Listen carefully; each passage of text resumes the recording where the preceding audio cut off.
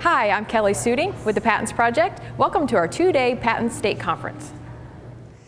Here with Mike Marrotta and Kirk Behnke, who did a full day session yesterday and each doing a session today.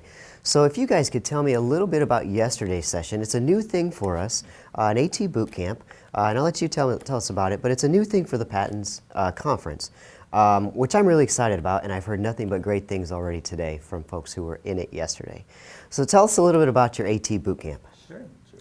The reason for the AT boot camp was really to kind of fill in the cracks of the knowledge that people need to really implement assistive technology well. Okay. So we talk about a whole bunch of different areas of assistive technology, and then hopefully they'll each participant will have their own way of manipulating that information, providing the resources, and then being able to spit that information back out again to help with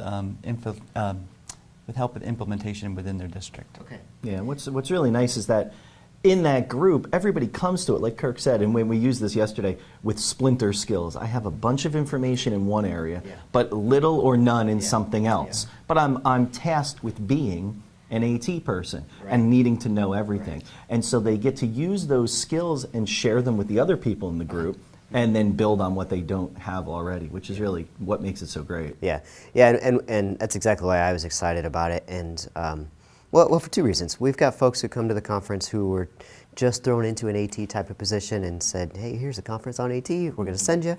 And a lot of the other sessions are just way over their head without some sort of introduction like that.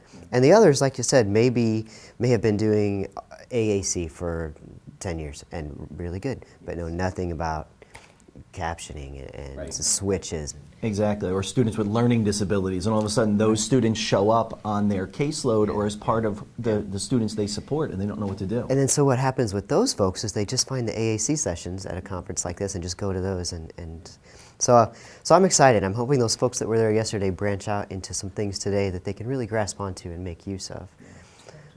So that's awesome. So 2 sessions today, 1 each, in the same room. It's in the B&O room. Kirk, tell us about your session first. Sure. Mine's going to be on current trends in assistive technology.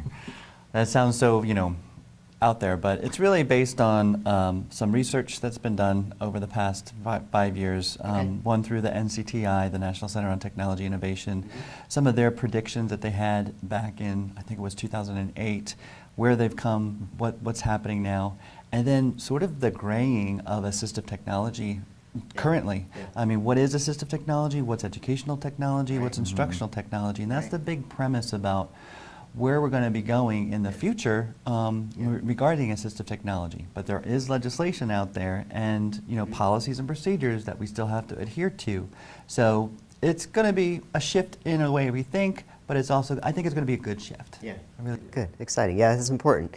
And I think for a lot of folks that's just a very confusing and overwhelming and intimidating topic, and so they just choose to avoid it altogether. Yeah. So that's good. I hope you get a bunch of the right folks in there. Would you say administration and teachers? Yes, definitely.